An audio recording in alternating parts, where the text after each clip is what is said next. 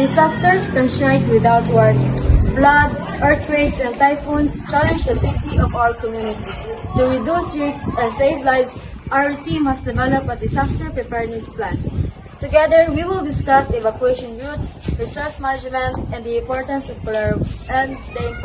collaboration. In case of emergencies, having clear and accessible evacuation routes can save lives. After assessing the community, we identified main routes to exit zones. Barangay map, mark evacuation routes. Barangay Makanhan evacuation routes and center. Route 1, from Zone 9 interior areas to West City Central School. Route 2, from Zone 9 lower areas to Makanhan covered court.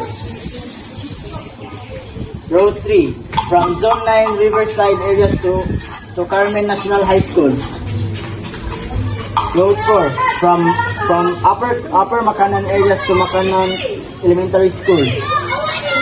And Route 5, from Sitio Balungis areas to Carmen National High School.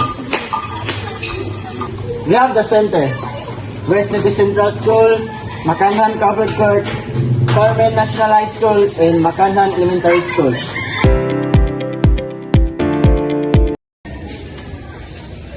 Resource management ensures everyone has what they need to survive a disaster. We promote establishing centralized supply hub, which will store food, water, medical kits, and communication devices. Residents are also advised to prepare a personal go bag, which contains the following: 3 liters of water, alcohol, tissues, clean clothes, non-perishable food, medicines, flashlights, and a copy of your important documents.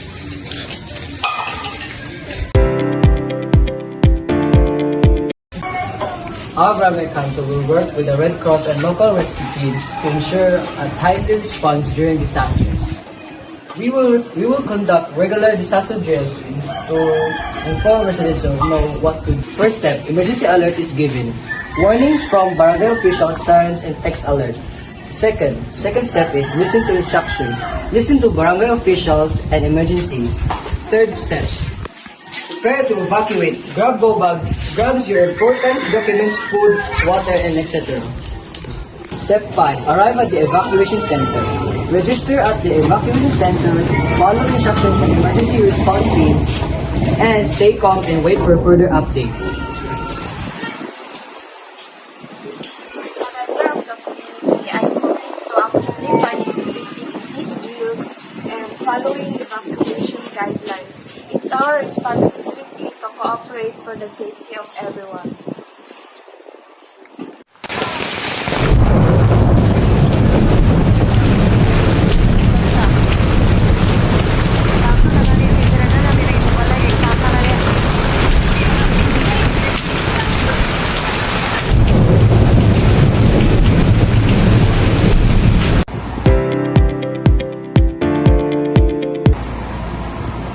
Despite a careful planning, challenges like limited resources, delayed evacuation, and misconception may arise.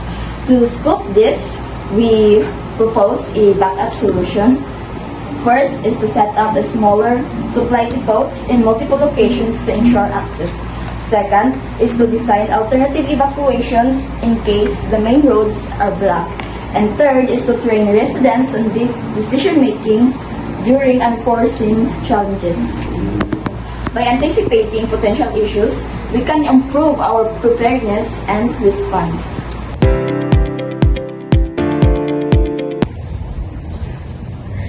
Preparedness is the key to minimizing risk and saving lives. By implementing this plan, we create a stronger and safer community. Remember, disaster readiness starts with each of us. Stay safe, stay prepared. Together, let's build a disaster-ready community.